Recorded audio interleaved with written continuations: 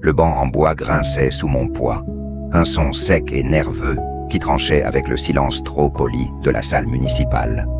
L'odeur du café réchauffé flottait dans l'air, mêlée à celle des manteaux humides et du produit d'entretien bon marché. On aurait dit que même les murs savaient qu'un mensonge allait mourir ici.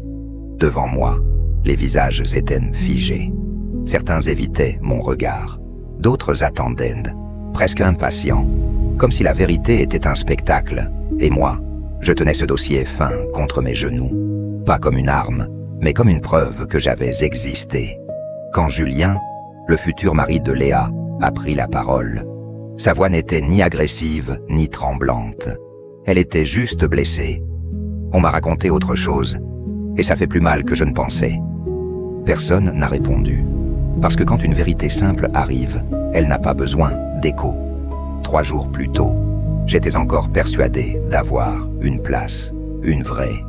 Pas une chaise pliante dans une salle neutre, mais une place dans une famille que j'avais contribué à construire. C'était un mardi matin banal, gris comme tous les matins de février dans cette ville trop froide. J'avais quitté le chantier à l'aube, les mains encore imprégnées de poussière et de métal. Mon métier m'a toujours rassuré. Les règles sont claires. Tu fais bien ton travail, ou tu recommences. Personne ne te retire ton nom une fois la prise branchée. À la maison, l'odeur du pain chaud remplissait la cuisine.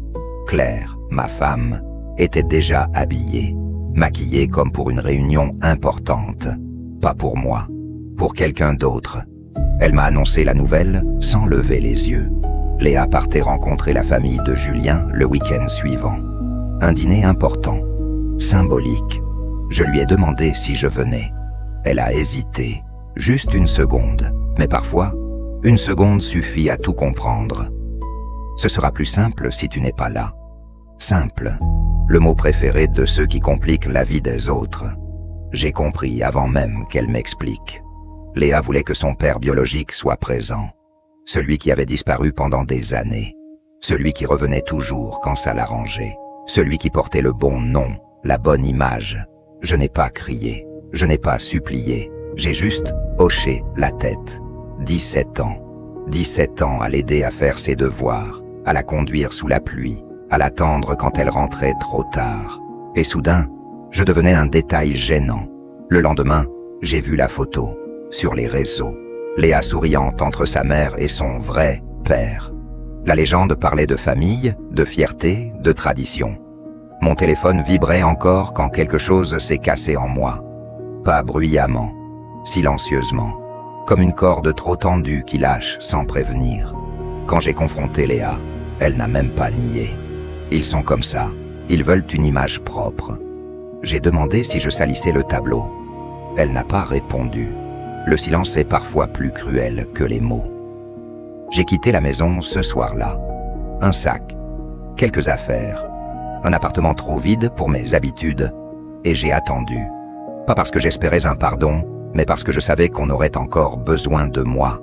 Les gens qui effacent les autres finissent toujours par réclamer quelque chose. Le coup à la porte est arrivé 2 semaines plus tard. Claire et Léa, en colère, parce que je ne répondais plus, parce que je ne jouais plus mon rôle. Elles voulaient comprendre pourquoi je me comportais comme une victime. Je leur ai répondu calmement. J'avais été effacé, remplacé et présenté comme inexistant. Claire a baissé les yeux. Léa a levé les siens au ciel. Pour elle, j'exagérais. Puis l'invitation est arrivée, une réunion avant le mariage, officielle, polie, presque cordiale. On voulait mettre les choses à plat. En réalité, on voulait que je reste à ma place, celle qu'on m'avait attribuée sans me demander mon avis. Et me voilà, sur ce banc inconfortable, avec ce dossier trop léger pour tout ce qu'il contenait. Quand on m'a enfin donné la parole, on m'a posé une seule question. Depuis quand faisais-je partie de la vie de Léa? J'ai répondu sans élever la voix. Depuis qu'elle avait 9 ans. J'ai expliqué. Une facture médicale, une signature pour une voiture, une cérémonie de fin d'études, pas pour accuser, juste pour raconter. Chaque document retournait doucement à sa place, comme un souvenir qu'on range après l'avoir montré. Personne ne m'a interrompu. Même son père biologique est resté silencieux, parce que certains faits sont trop simples pour être contestés. Julien a alors compris, pas seulement ce qu'on lui avait caché, mais pourquoi. Il s'est levé, a dit qu'il avait besoin de réfléchir, que commencer une vie sur un mensonge n'était pas un détail. Je n'ai pas savouré ce moment. La vengeance froide n'est pas une explosion, c'est une ligne droite. J'avais juste cessé de mentir pour protéger les autres. Les conséquences sont venues, ensuite, lentement. Un mariage repoussé, des appels maladroits, des excuses partielles. J'ai réglé ce qui devait l'être, compte séparé, engagement terminé. J'ai même laissé à Léa ce que j'avais mis de côté pour elle. Pas par faiblesse, par cohérence. Je n'avais jamais donné pour être reconnu. Un matin, assis seul, dans un café ordinaire, j'ai compris que je respirais mieux.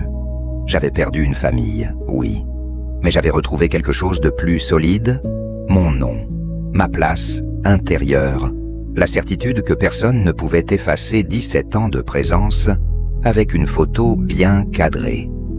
La vengeance, parfois, ce n'est pas de détruire l'autre, c'est de rester debout pendant que le mensonge s'effondre tout seul.